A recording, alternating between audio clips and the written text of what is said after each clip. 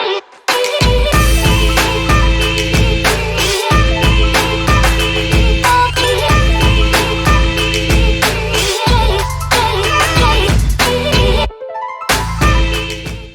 is Charlie Parsons for Boxing Social in association with William Hill and Empire Fight Store. Always a pleasure, Mr. Alfie Sharman here in Manchester. How are we, mate? Yeah, good, thanks, Charlie. How are you? Good, thank you. This is sort of becoming a nice little gig for you now. I think we've done a little bit in Dublin, and then I've seen you again. I think it was last week again at the actual press conference in Dublin. Real good feeling, real good times for DAZN. Yeah, fantastic. We last week, you talk about last week in Dublin was an amazing event all round. I was fortunate to be up there throughout fight week. And it was an amazing buzz. Turnout up there was, it was incredible. Atmosphere amazing, and obviously the fight didn't disappoint. Coming here to another fantastic event in Lara-Wood2. So, great times for us, and good to see yourself as well. A lot of talk about the turnaround this time for Leigh Wood. I suppose you can also say Mauricio Lara. They basically had back-to-back camps. For Leigh Wood, I suppose credit to him, never shies away from a challenge, and coming off a heavy knockout defeat like that to go straight into the rematch. Real champion mentality. Yeah, 100%. I mean, obviously he's very keen to get that belt back, right? And it was an emphatic knockout last time, so credit to him to going straight back into the gym and trying to adjust, obviously. And I'm excited to see what Leigh Wood turns up on Saturday. It's been an important month for DAZN in May. Obviously, we had Canelo versus Ryder out in Guadalajara. There were some talks about pay-per-view numbers. Eddie squashed them for me. I think they were floating around about 200,000. Eddie said that they were more than double that. As an event, were DAZN happy with how Canelo Ryder performed? Yeah, we were really happy. I mean, look, homecoming event, there's lots of homecomings. As we were saying, we had Cordina back in Cardiff, obviously Katie last week in Dublin. For us, there was a fantastic story to tell. It was an amazing event. We're very happy with the event as a whole, massively successful for us as a business, and what a fight it was as well. And Ryder, really held himself up as a strong competitor. It was amazing.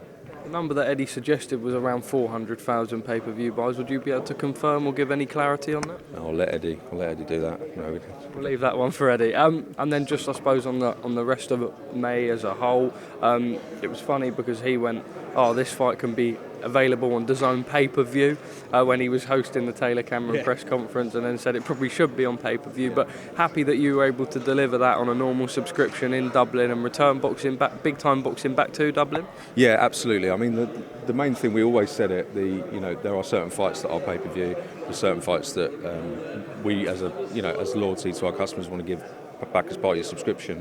This again is a subscription fight. Cast back maybe 20 years, fights like this would be a pay-per-view event on other platforms. That strategy isn't going to change for us. Obviously, pay-per-view events are important, and there are some that naturally are pay-per-view. Ones like this that are huge domestic fights that are a real treat for people.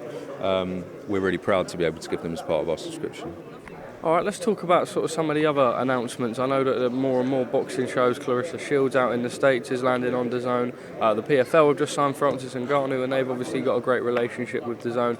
Wasserman Boxing have just signed a deal with DAZN in the UK. Seems like a real good time for fight fans, and as a company as a whole, this is proof that you're trying to invest in the sport, and sort of where broadcast deals maybe necessarily aren't there, you're able to give them that platform. Yeah, look, I think we've always been very clear, myself and Joe, when we're speaking to media and the business more broadly, we're very open to working with any promoter, any broadcaster. That's how you get the best fights on your platform. Our commitment is to have quality fights. To do that, you have to be willing to do business and work with people.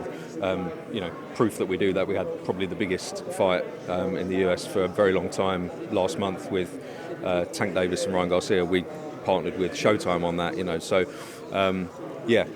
Wasserman are obviously partners of us with Misfits. We've got a fight with Josh Kelly coming up, which we're very excited about. As you say, PFL. It's all about value. It's all about consistency of schedule, justifying the subscription. In order to do that, we need to put on frequent events. So that is what our focus is, and that's what it will continue to be. Look, Alfie, it is obviously a growing platform, and I'm sure still a work in progress in a lot of things. I know that sort of certain things have been floating about struggle with pay-per-views and not being able to watch it, etc. I'm sure it's just teething issues as you get more into it, but sort of able to sort of now maybe iron these things out moving forward and just making sure that it'll be a platform. There's always going to be faults, but just limiting them as much as possible. Yeah, I mean, look, to be clear, we've had over 10 pay-per-view events on our platform in a very short period of time.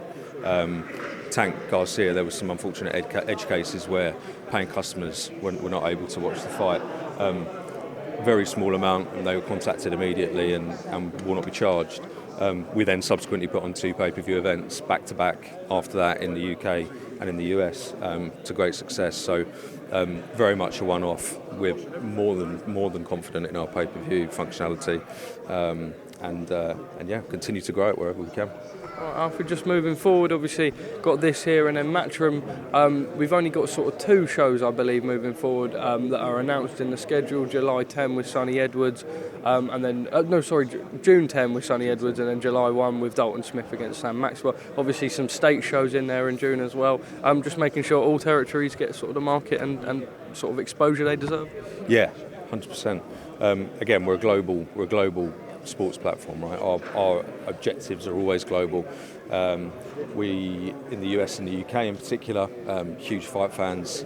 So yeah, treating our US audience to some excellent local fights over there. Virgil Ortiz Jr. coming up as well. So yeah, good times for us at the moment. We're hoping to get that balance between, obviously, look, we get good viewership from the US and people watching our UK shows and vice versa.